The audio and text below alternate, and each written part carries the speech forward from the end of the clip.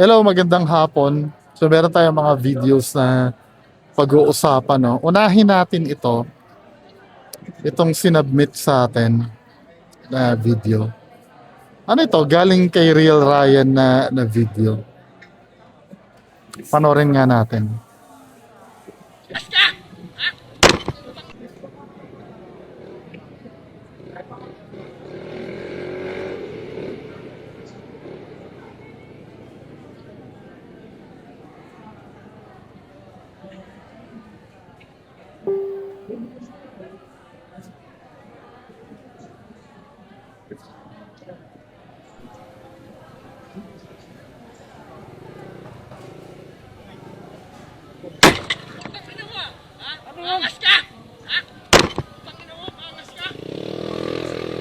Bakit?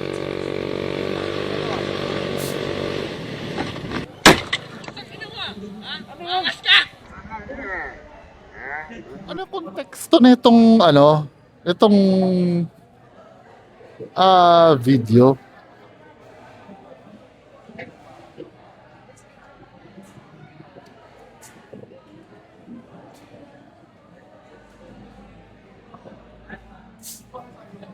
Hindi, walang context eh. Minsan nadadala na ako dito eh.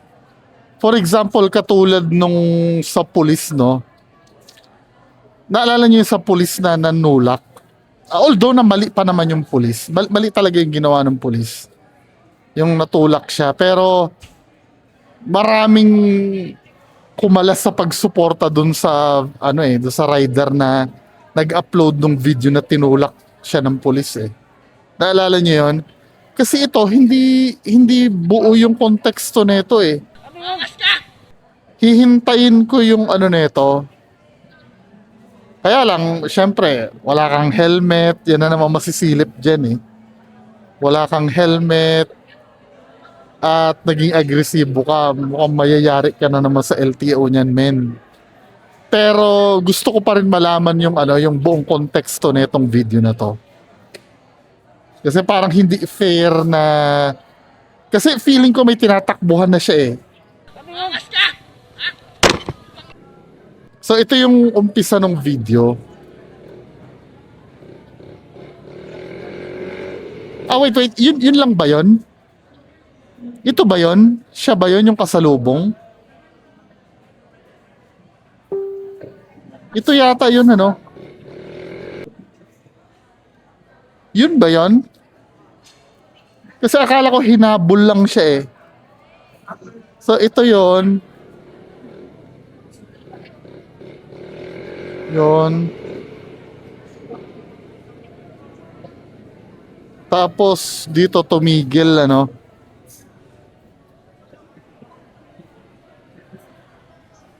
Tumigil. Dito na siya yung pinuntahan. PCX din ba yung dala-dala?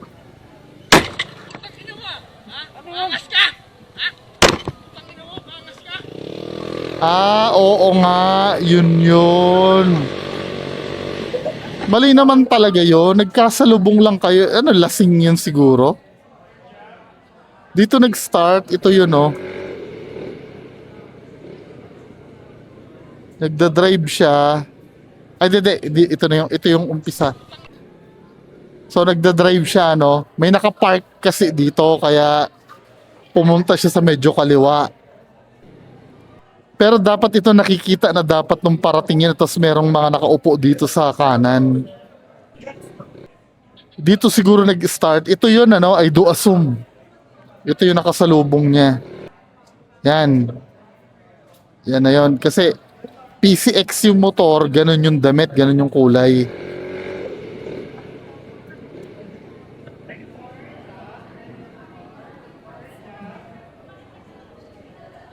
Tapos dito siya huminto.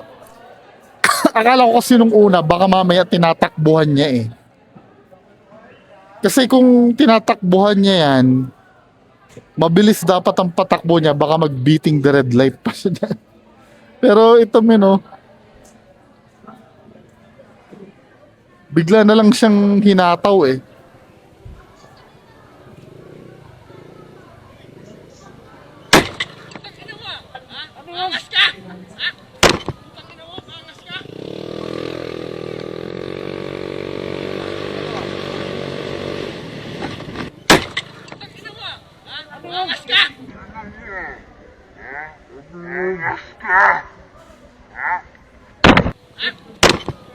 Mukhang may magsusorry na naman ah.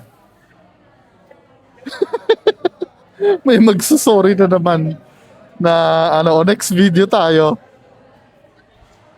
Mukhang may magsusorry na naman. Nakuha sana yung ano, no, yung plate number. O, next. Mga ganyan, di ba? Di ba kayo nasasanay na meron laging nasi-show cause order? Ito naman, ano naman ito?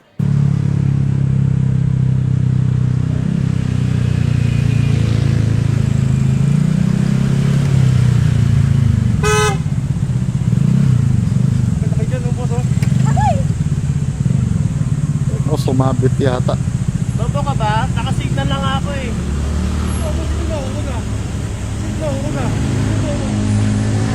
Ito ano, ayoko nang alamin kung sino yung mali o tama. Ang titingnan ko na lang dito kung paano mag-handle ng ano, ng, kasi ah, no matter kung sino man yung mali, alam naman natin na dapat pairalin yung lamig ng ulo. 'Di ba? For example, ito no, nag ano, nagmomotor sila no. Ngayon, kakanan si kuya. Bobo ka ba? Nakasignal lang ako eh. Iwasan na natin magsabi ng ano, yung bobo ka ba? Di ba men? Kasi ang gagawin kasi ng kaaway mo dyan, whether tama siya o mali, aalagaan niya yung pride niya eh.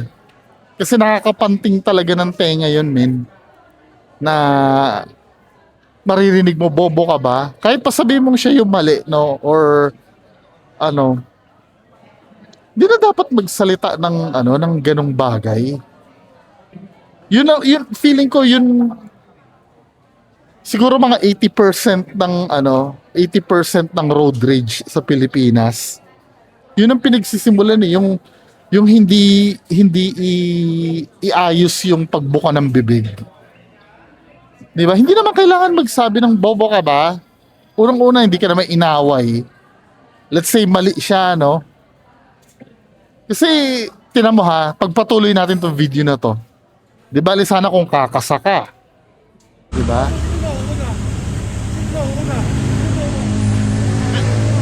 Paganda ako eh. Paganda ako eh. Kaya nga nakasignal ako eh. Kasi ikaw sumingit eh.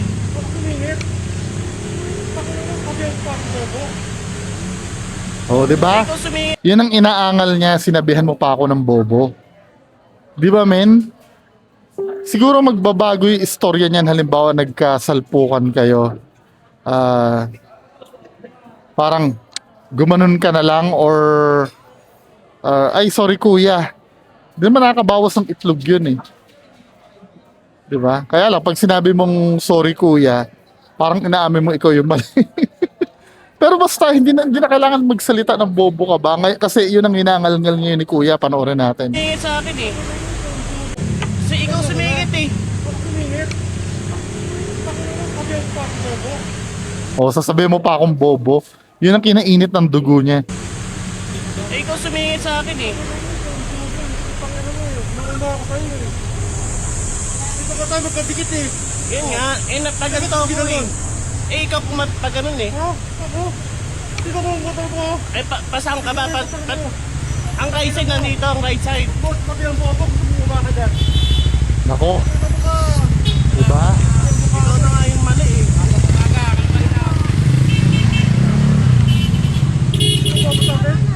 Pasensya na.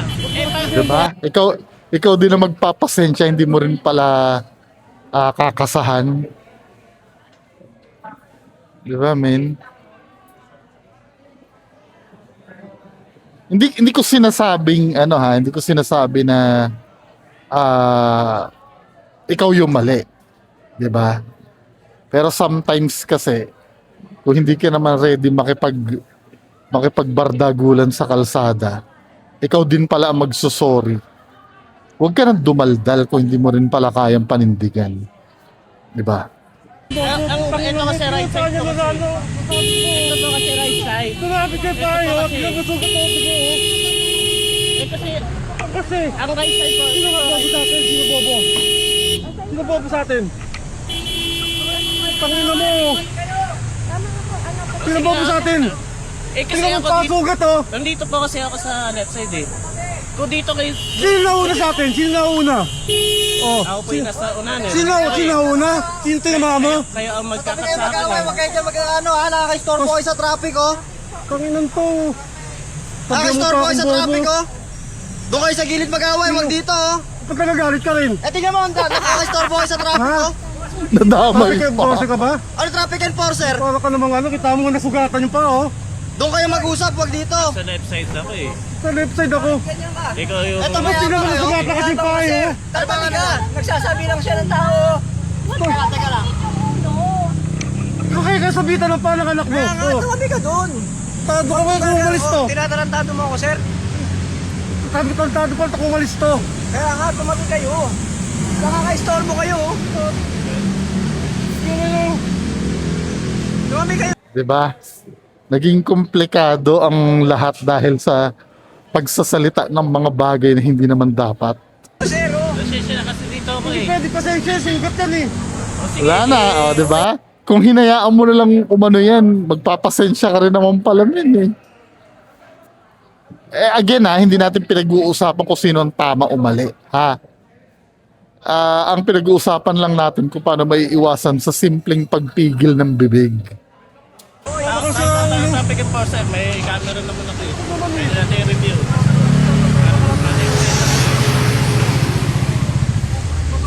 Bobo.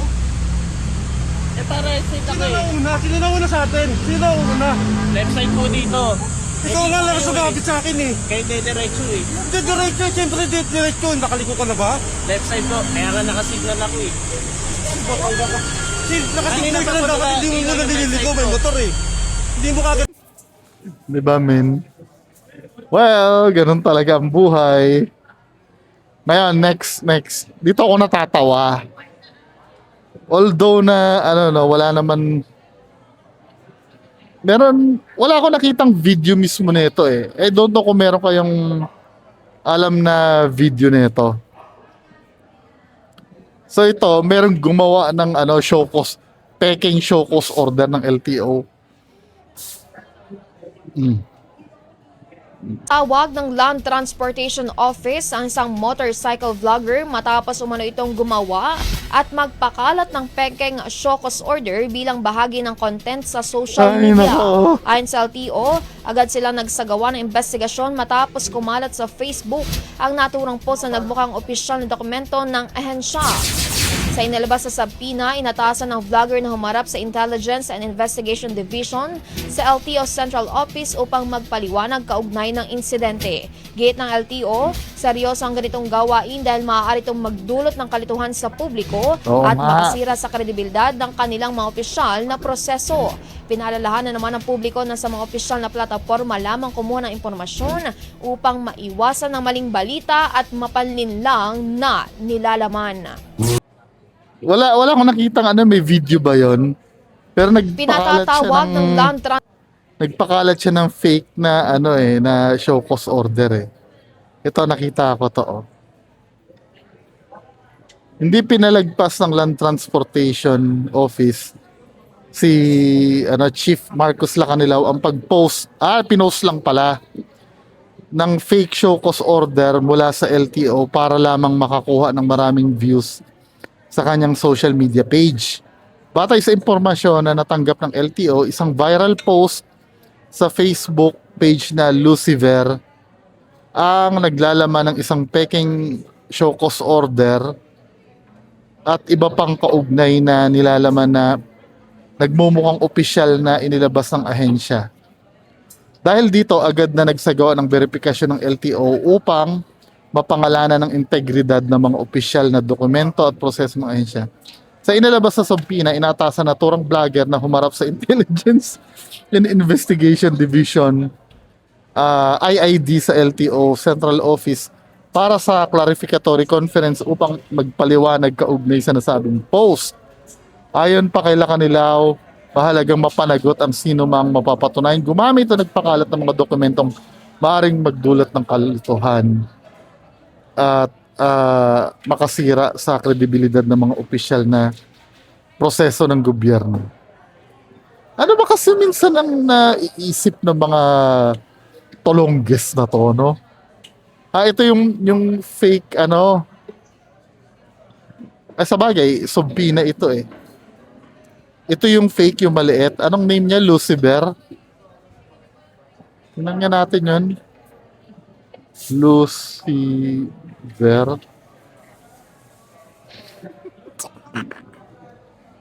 Siya ba yun? Lucifer to.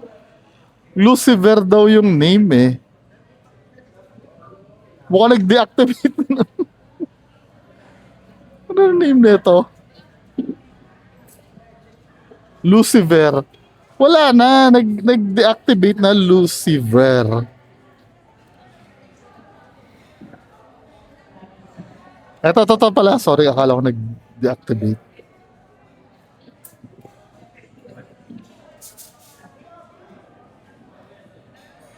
Yesterday, may sponsor na naman.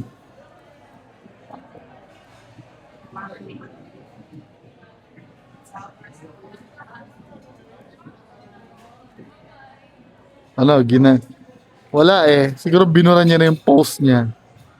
Yari siya ngayon sa LTO.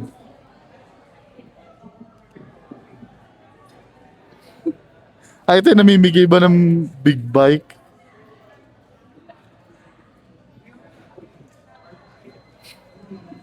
Imbes na CSO lang yung pinapangarap mo, natuloy pa sa Bina. Well, dapat responsable kayo sa ginagawa nyong content. So, paano ba yan, ano? Anyway, yan lang ang pag-uusapan natin ngayong hapon. Magandang hapon sa inyong lahat. Bye-bye.